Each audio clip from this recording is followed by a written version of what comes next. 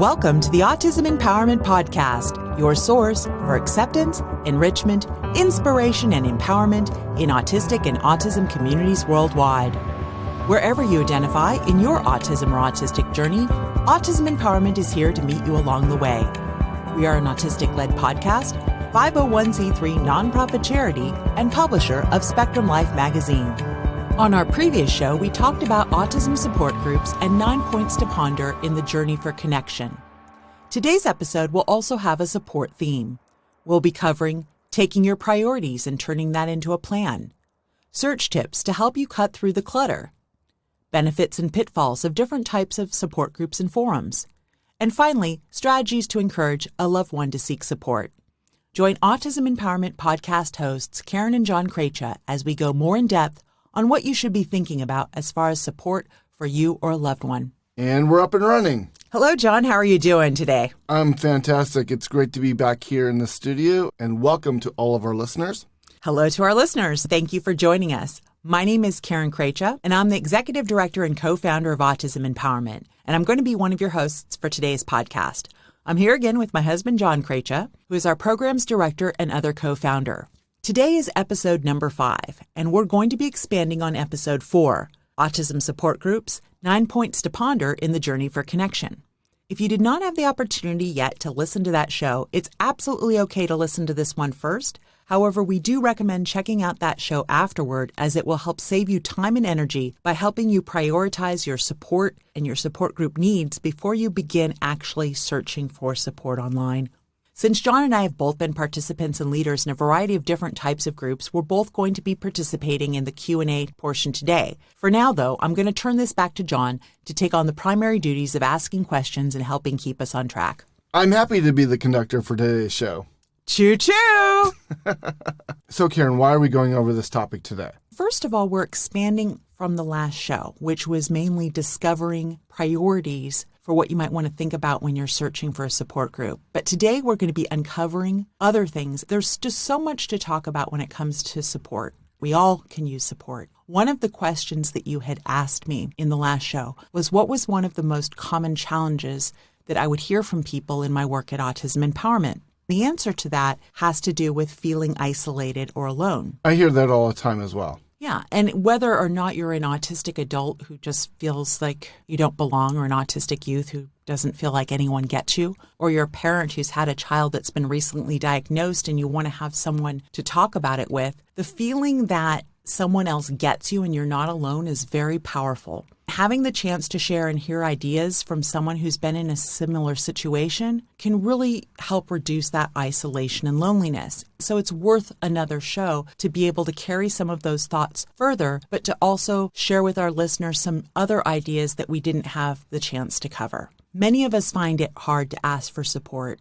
It can be difficult finding the right words to describe how you feel, and even harder finding the right person to talk to. But having the support of others can help you cope with whatever it is you're experiencing. And so it's important to have a plan. So, why is it important to have a plan before you start looking for support? Oftentimes when people are seeking out support, it's because they're experiencing some sort of pain. And with pain, people want relief. And with relief, people want to generally get that as quickly as possible. So having a plan maximizes the use of your time. Nowadays, everybody is busy. Saving time is a good thing. Having a plan also reduces frustration and it saves your energy. If you're trying to help a loved one find support, having a plan will allow more buy-in from that person. The easier you can make things, the more likely that someone is willing to give it a try. So we've talked a little bit about why we're covering the topic and why a plan is important. How can we empower our listeners with their own plans? Where should a person start when they're seeking support? First, we're going to go ahead and we're going to start with the what. I heard you say, how can we empower listeners? Where should they start when they're seeking support? First of all, we have to go back to the what. What are we looking for based on our priorities and needs? So if you go back and listen to our last podcast, which was the 9 points to ponder in the journey for connection, we talked a lot about assessing priorities. We showed you how to do that by looking at 9 different points to consider. So assuming that you're seeking connection and you're seeking to learn from and interact with others, what is important to you when searching for a support group or support forum? We're not going to go into depth on those points to ponder, but I do want to share them briefly to introduce them to people who may not have yet heard episode 4, I think it would also be a good review for those who have. So again, thinking, what is important to you when searching for a support group or a support forum or a type of support? Point 1 would have been affiliation. Are you looking for a group with an attached entity like a nonprofit, a healthcare provider, or school? Or are you looking for something that's more casually based? The next 2 points were audience and demographics. They tie together. Who's the group geared towards? Is it general or specific? What are the demographics of the people who will be attending and of the types of conversations you might be having? These will intersect with a variety of different identities as well. We then talked about location and also time and day of the week. Where does the group meet? When does the group meet? These can often be deal breakers. Cost. Are there costs? What are they? Expectations and rules. What's expected of the group members, and does that align with my thinking and my preferences? Does the group have guest speakers, or are there pre-planned topics? That's mainly asking yourself about group format, education opportunities. Then finally, the last point was attitudes and beliefs. This is one where you're going to need to spend some time checking out or vetting groups once you have an idea of what is important to you in terms of attitudes and beliefs.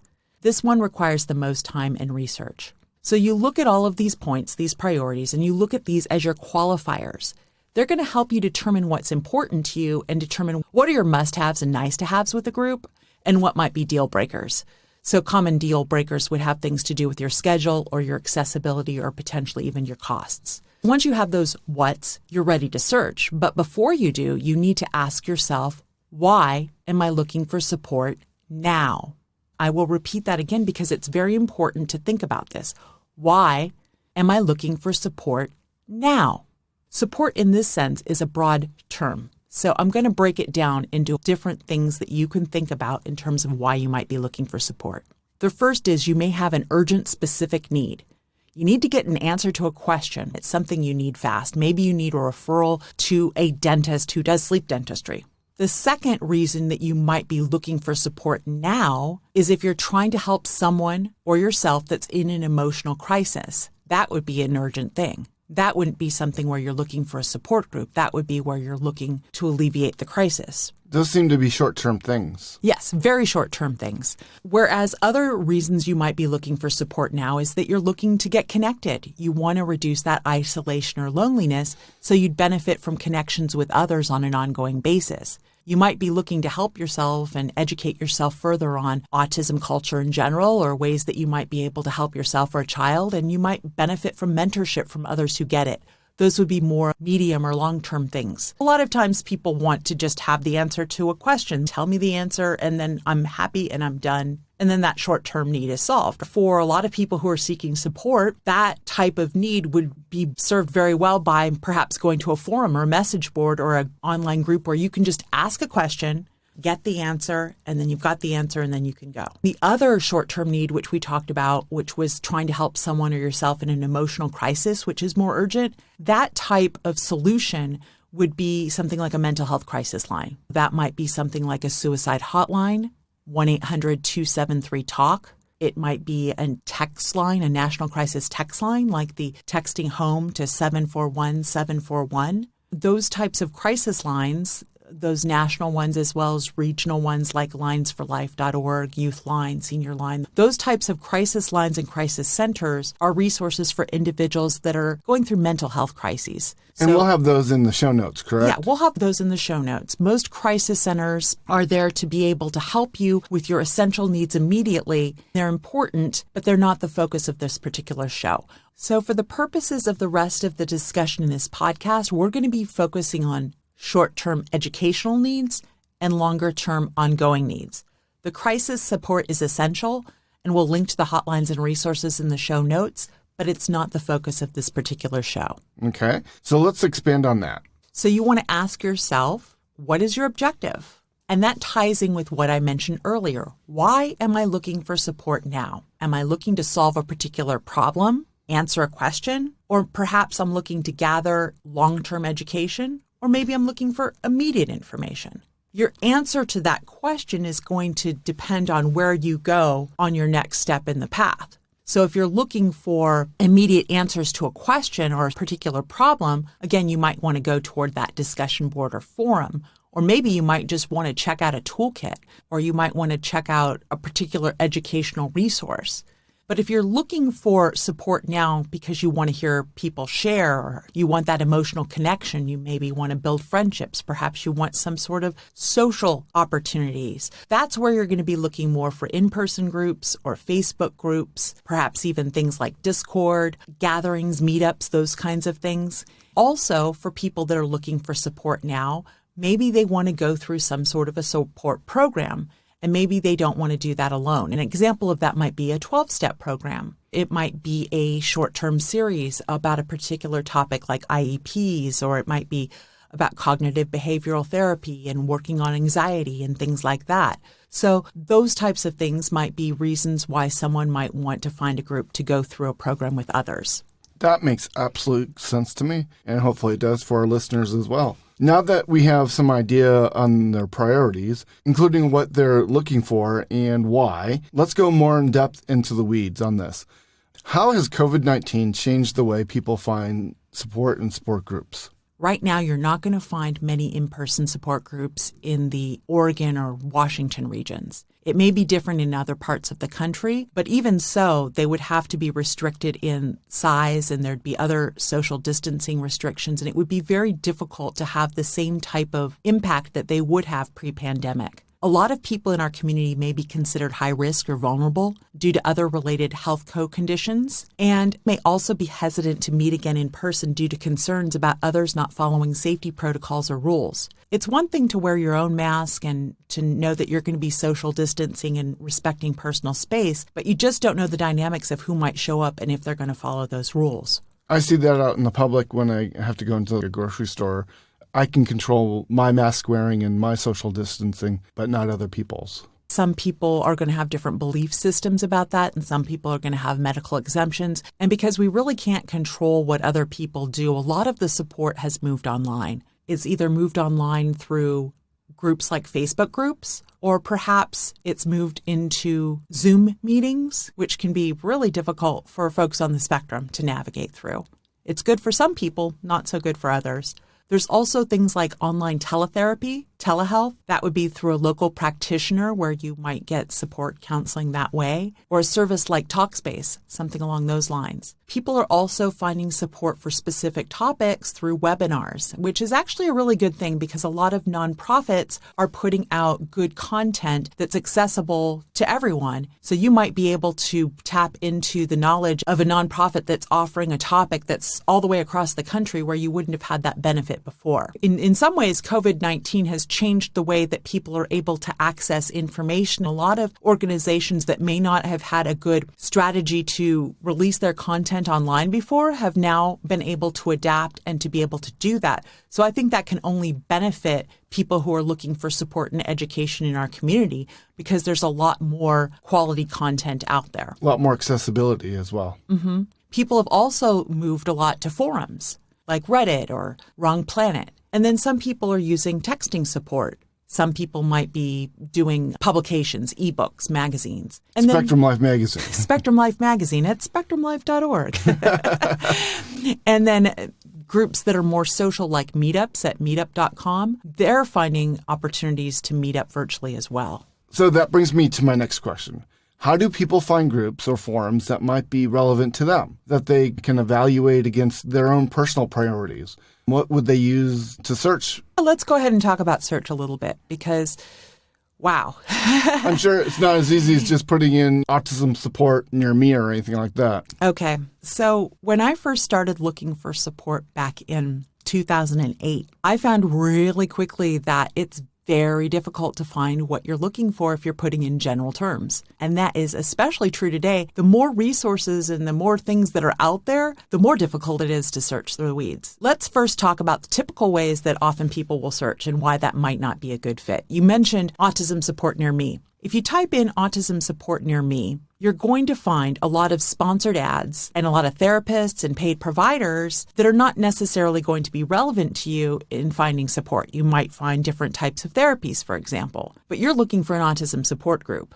So why are these results coming up? They're coming up because the people that have the services are looking to see what people search for. And if people are searching for autism support near me, they know that's a good keyword to buy, so they will put their ads on that keyword. It's a little bit complex. I'm not going to be going into those types of algorithms and so forth with you. But what I will say is that if you are going to search in a search engine like Google or Bing, you want to try to type in autism support state name or autism support city and state. You're going to get more accurate results. You mean like Autism Support Washington or Autism Support Vancouver, Washington? If you're doing Autism Support Vancouver, you will get Canada. British Columbia. So if anyone in Canada is listening, that might be relevant to them. Yeah.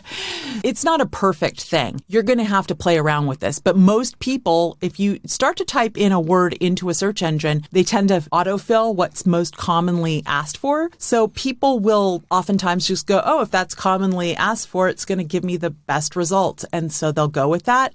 And oftentimes it won't. Yeah. So that's just a little tip. Save yourself some time. Try autism support state name, autism support city and state. That sounds like a great tip. Okay. Again, what else do you have? If you're thinking about autism in general, the Autism Society National, they have an autism source database, and they have a lot of different resources in there that you can search based on your zip code or your state or location. But it's important to note, especially nowadays, that with any database, information can become outdated quickly. Especially with COVID-19. Especially. I noticed that when I was delivering the magazines, how things can change. Right, because often organizations will input their own data and then they don't change it again for years. If an organization goes out of business, no one's taking it out of these databases. Or if a contact changes within an organization, they don't change it over the contact person. Yeah. So that's the challenge with a lot of these databases, because then what happens is other databases use their data to pick up for theirs. That's tricky. And so I've had the most difficult time trying to change data for autism empowerment in other places that I never submitted to because they're picking it up from other places that are old. My point to this is when you're looking through a database, just keep in mind that some of the information may not be the freshest. It'll give you a place to look, but just keep that in mind. So back to the Autism Society. They, as an organization, have local affiliates, state affiliates, or a combination of both in almost every state. The state affiliates serve usually the entire state or the communities that aren't served by the local affiliates. Then the national office supports the needs of individuals and families by providing information, referral services, advocacy, and education. If you live in this area, it would be good to go to Autism Society in Oregon because they cover support groups and different types of resources for all of Oregon plus Southwest Washington. Autism Society of North Carolina is another autism society that's very active. Because these are individual chapters, they're run independently. Some are more active than others. In Washington State, our Autism Society is not as active. So the Autism Society is a good place to start, but just keep in mind that it may be different from state to state as far as how much you're going to find.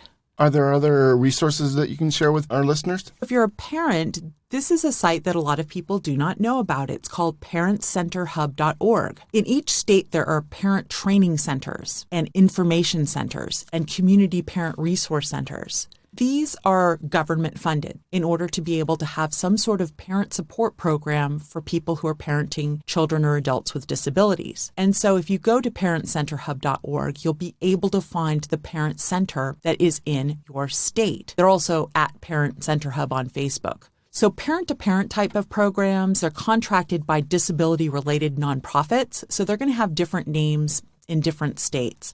But these types of groups, since they do receive that funding to stay active, they're going to be able to have resources and referrals for you. In Oregon, for example, it would be FACT Oregon and also Northwest Disability Support. In Washington, it could be PAVE. Then there's another really good site called informingfamilies.org, which is really helpful for people who are searching for support for people with disabilities in Washington State. In many states, the ARCs handle some of the parent programs. It's going to be different depending upon your state, but parentcenterhub.org can give you that start. It can get you to someone who is a parent representative that can help you find potential support for what you're looking for. What about mental health? Mental health, yes, this is a huge crossover.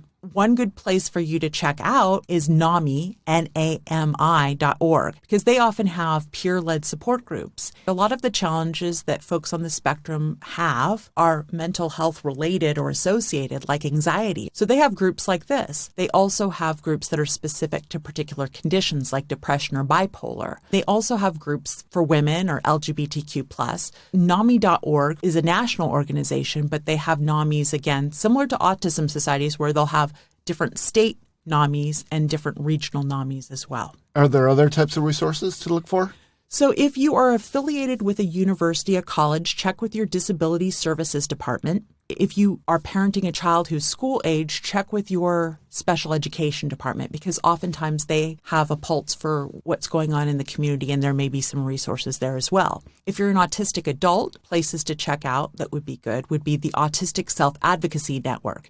You're not necessarily going to find support groups, but you're going to find toolkits and a lot of support resources that can help you with specific issues. AutisticAdvocacy.org. For women, the Autistic Women and Non-Binary Network also provides a lot of support, and they're at AWNnetwork.org. If you're just looking for social groups about particular topics, check out meetups.org. So that's a lot of information. And again, we're going to put some of that onto the show notes, and you can always find that on the transcript as well, correct? Yes, we don't expect you to have a pen and paper to write everything down, but I do mention it because with podcast, you can play something back and listen to it as many times as you'd like. And as John said, we have show notes and transcripts on the Autism Empowerment Podcast.org website for you to be able to get that further information afterward.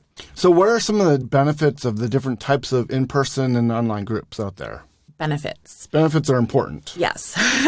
What's in it for me, right? That's what we're here for, right? Yes. So in-person groups or support programs are really great for people who benefit from a face-to-face connection. It's a local connection oftentimes, especially with those in-person groups, and that can lead to get-togethers beyond the group. So it can help you build a longer-term relationship. You can go deeper and more in-depth. And it's positive, too, if you're going through a series or a program together, like a 12-step program, or you're going through a series on IEPs or on trying to find a job, those types of things. It's nice to go through things with a cohort sometimes because you can build deeper relationships. Now, the benefits of an online group, they give you a wider range of people to speak with. There's more variety, more on the menu, more access. You can also jump in at any time. So online groups are convenient to your schedule. You can get input from people from other parts of the country and world, different walks of life. That can be really beneficial, particularly if you live in a small rural area or you really just don't know anyone in your area, or perhaps for your own personal reasons, you'd rather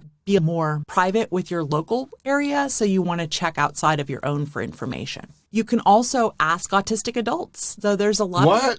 Ask autistic adults about what it's like to be autistic? Yeah, so there's different groups online that are geared specifically to ask autistic adults. And these are for to say, hey, parents, come in, ask us any question. Those in-person or those local online groups, those can be really helpful if, say, you want a pediatrician for your child, or you need a dentist for yourself, or you want to know what someone's experience is with the Developmental Disabilities Administration. But be careful, because asking questions that are too general in groups might not have responses that are going to be that meaningful. For example, one question that I see pop up again and again is, what school district is best for my child?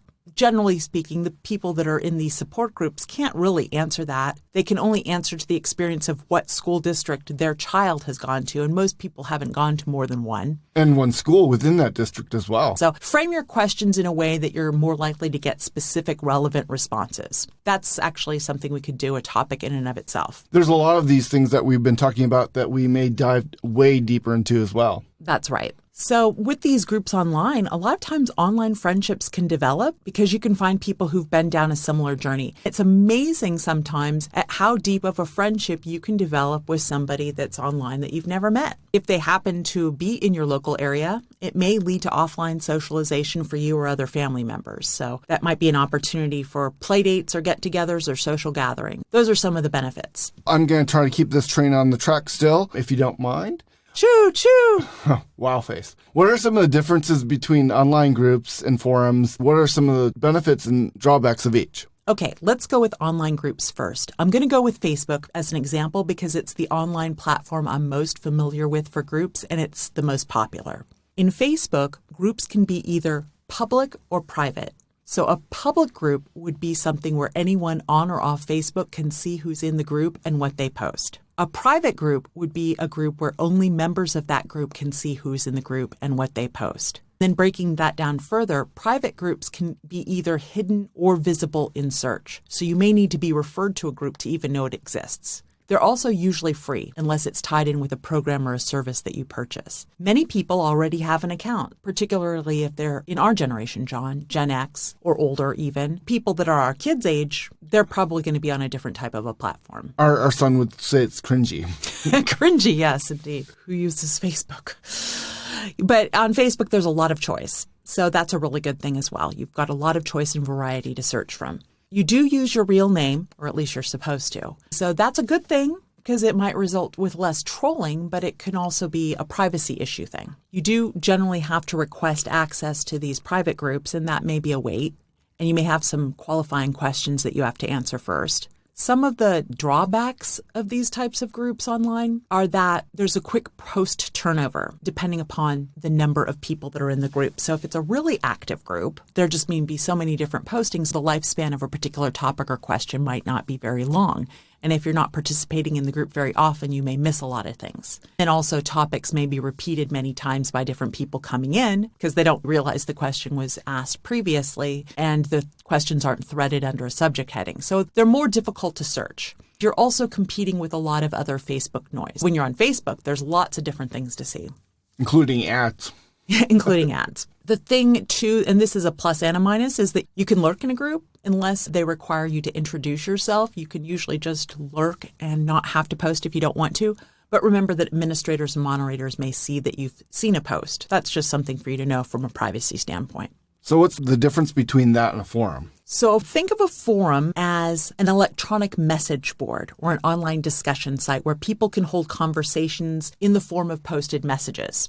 Back in the day, those were BBSs, right? So yeah, we're going really old school. So yeah, back in the 80s, the bulletin board systems, the public message boards. Generally a lot of bulletin board systems or forums for different types of topics, and they usually sit on their own websites. They can be free or paid. They may have a membership cost, although you can certainly find quite a few that are free. Some offer other options like general chatting, but generally it's a discussion board format. So you're going to have better categorization of topics and posts. The topics are going to be threaded and the discussion often continues over an extended period of time. Generally speaking, those conversations live on the site for as long as they're active. So it could even be over years that there might be a topic, which is really good if you're going in and you're trying to get feedback on a particular issue. You can see a lot of response. The thing about forums, and this can be good or bad depending upon your viewpoint, is that most people use pseudonyms. In fact, it's almost always that you're going to see pseudonyms there. So that means you might run into trolls or people that may not have the best intentions in mind.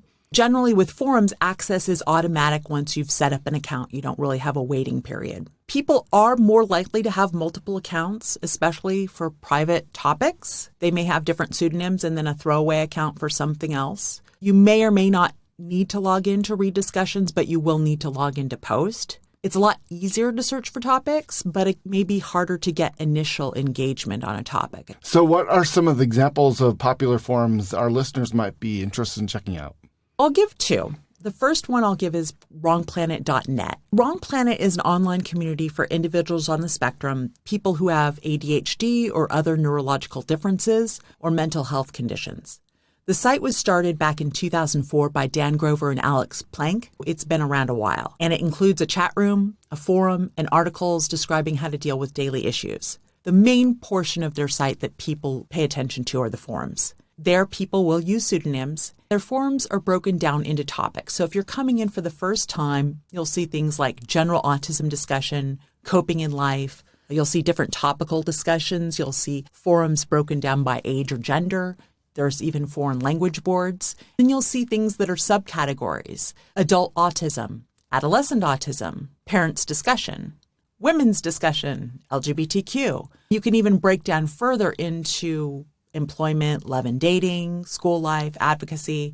There's almost everything that you can think about that would be related to the interests of people on the spectrum or with other neurological differences. Over time, literally, there have been millions of posts and tens of thousands of threads. You can see the popularity of a topic and learn what people are talking about. So that's a really good place for people to check out and go. What's the second one that you want to share with our listeners? The second one is Reddit. Hey, I've heard of that. You've heard of that. Yeah. Even me. Even you. Reddit's a pretty popular site. There's actually about 430 million Reddit users the last time I heard. The popularity there tends to be a little bit younger than you, John. 18 to 29. Hey. 30 to 49. Oh, wait, you're not in there either. Ouch. Where's that groaner now? Wait. Oops. So essentially, Reddit is a social news platform that allows users to discuss content that other users have submitted. What that means is it's a massive collection of forums where people can share news and content and comment on other people's posts. To help people police the site and prevent spammers from bombarding people, Reddit came up with a system called karma points. So users get karma by their comments and links being upvoted by others in the community. More popular threads, things that get more upvotes, are going to show up higher in search. Then it's broken down where each forum is called a subreddit, and it has a /r/ in front of the name. So you might have a forum which would be autism, Asperger's, autism translated, or parenting. Those are 4 of the popular autism-related forums that you might see. Thanks for that, Karen. So next, what are some of the things to watch out for that can help people evaluate whether a group or a forum's right for them? This goes a lot into attitudes and beliefs, too. So the first thing that I would say is, how comfortable are you with divisive discussion? This may be taken care of in the rules section, taboo topics, that kind of thing. However, on forums, things may be more anything goes because of a sense of anonymity. Some people are very black and white with certain topics. When you're new or you're early in your autism journey, or maybe you've known you've had autism for a while, but you really haven't spent much time online to see the culture and how divisive the autism community can be, you may not realize what these divisive topics are. But it is important to know that it's there. In certain areas, certain topics are going to cause controversy. So there are trigger points. I'm not going to go into these in great depth. It could certainly be a different show for each one. But I want you to be aware of these because we don't want to contribute to ignorance. We want people to know what some of the challenges are. And if we're trying to support ourselves or a loved one or we're parenting a child, there are some topics out there that can be triggering to people and to be mindful of that. Sometimes it's really good to go into depth and learn multiple sides of the issue so you can determine where people are at. But sometimes, you know what? I just don't want to go into another conversation where I just know people are going to be fighting. These are a few of the trigger points that you would see in different forums and threads. Again, I'm going to talk from a general basis. Certain autism organizations can be very triggering. Different types of therapy, symbols or logos that organizations use, functioning labels, people that use fix-it or cure talk.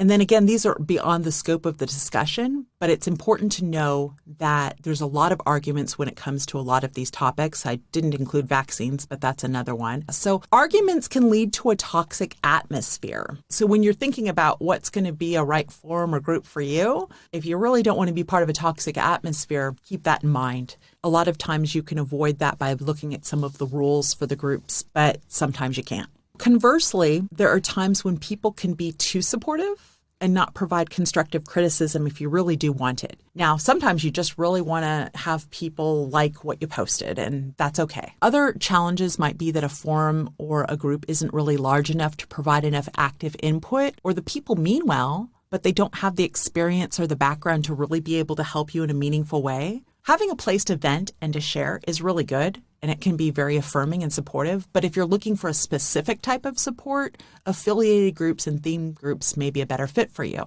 Even in private groups, you have to assume that what you share may not be private. In fact, I just assume if I'm in a group that it's possible that anyone out there could screenshot anything that I typed. So if I was going to make mention of my child or if I was going to post a picture, I would want to know that once it's posted, it lives on the internet forever. Because someone could grab that and then share it, and then your child could actually see it down the road. Right. So you want to be mindful of those things, and people can modify things. Photoshop is a thing. People can auto-dub voices. It's something for you to just really be aware of, particularly when you're thinking about the private things that you might share online. Sometimes in online groups, too, you really don't know for sure who's there behind the screen, and people can pretend to be someone they're not. If you're in one of these divisive types of groups, it could lead to toxicity that goes beyond to cyberbullying or even being doxxed. What's that? What's being doxxed? So doxxed. Okay. So doxxed comes from documents, and it's the act of someone taking your personal information and publishing it online. It could be your address, your phone number, family background. Essentially,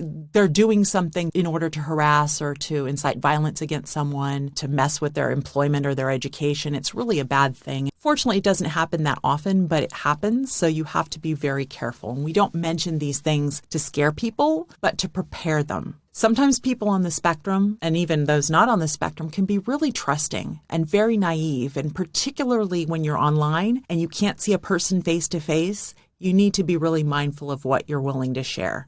If it's a medically affiliated type of group, people might assume that HIPAA rules regarding medical privacy and patient types of things are going to come into play, where your information is highly sensitive and protected. But that's not going to be applying to online groups. Things like FERPA at schools, where you've got a Family Educational Rights and Privacy Act where they can't share your school-related stuff. That's not going to come into play with these online groups. A lot of these online entities and groups don't have those types of restrictions or protections. And even if they do have rules and privacy statements in advance, which is really important to have, sometimes they're difficult to enforce. In fact, they're often difficult to enforce beyond removing someone from a group. So the train's almost coming up to the station, but I do have one more question for you before we go, or before we pull into the station and let everyone off. What are some of the strategies to encourage loved ones who are seeking support? I know that could be its own show in and of itself, and we may do that later down the road, but I think it's important to talk about that before we leave. You're right, John. This is the type of topic that is certainly worthy of its own show.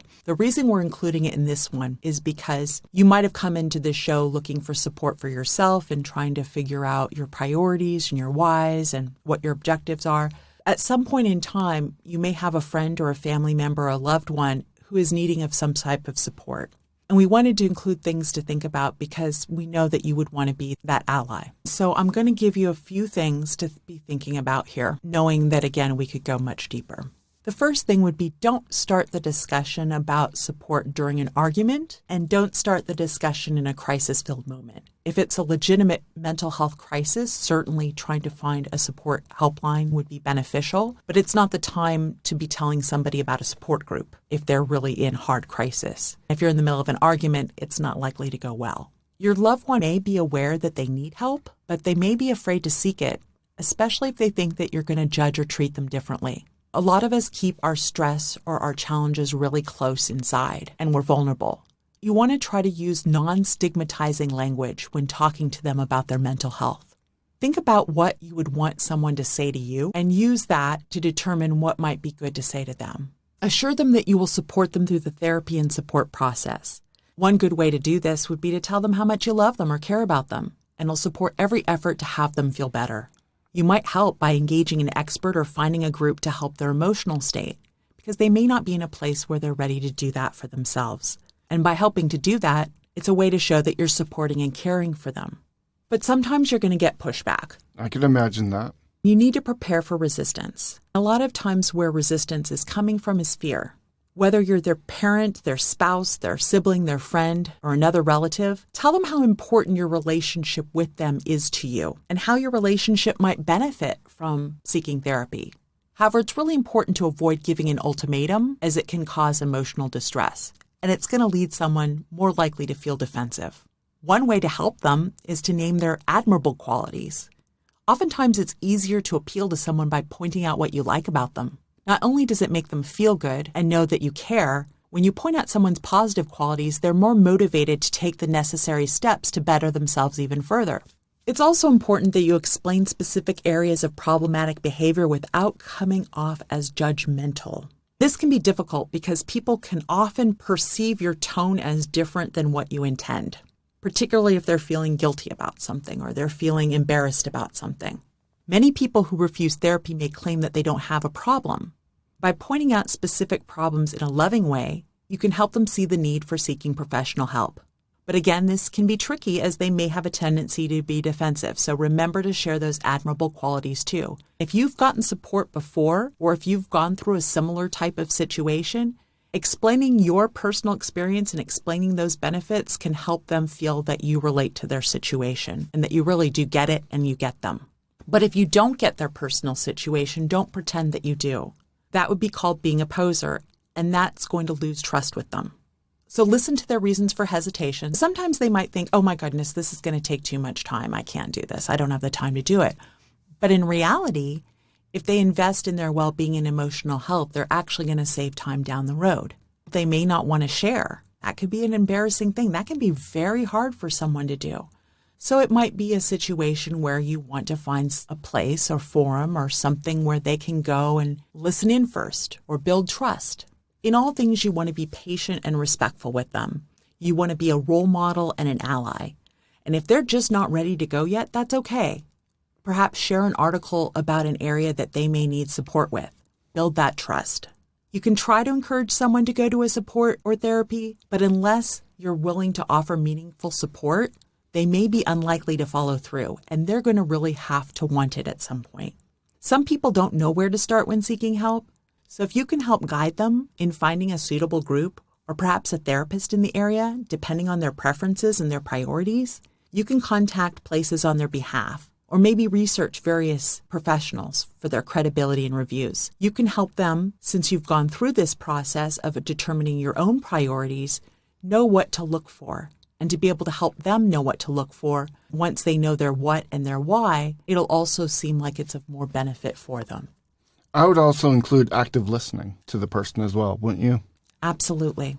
Active listening is important. Being able to hear what someone says and repeat it back to them or paraphrase it back to them so that they feel heard or understood. That's a great quality to be able to have when having discussion with people. Wow, we've really gone over a lot of different points. And as your conductor today, we've now just pulled into the station. And I want to thank Karen for being willing to answer all of our questions. And I'm going to turn it back over to her to close us out.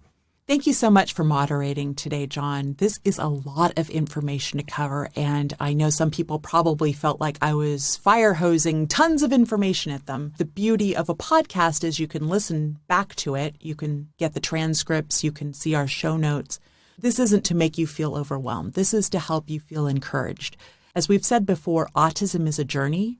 We're all on a life journey, and we're here to meet you along the way. And that's where you're at, in the place you're at right now.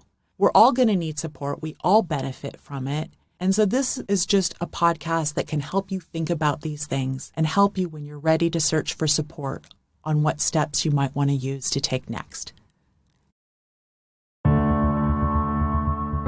We appreciate you hanging out with us and thank you for your time. You've been listening to the Autism Empowerment Podcast. If you'd like to get connected with our community, as well as all the great support and content we have planned for the future, please hit the subscribe button and visit www.autismempowermentpodcast.org for show notes, transcripts, social media details, Spectrum Life magazine, and more.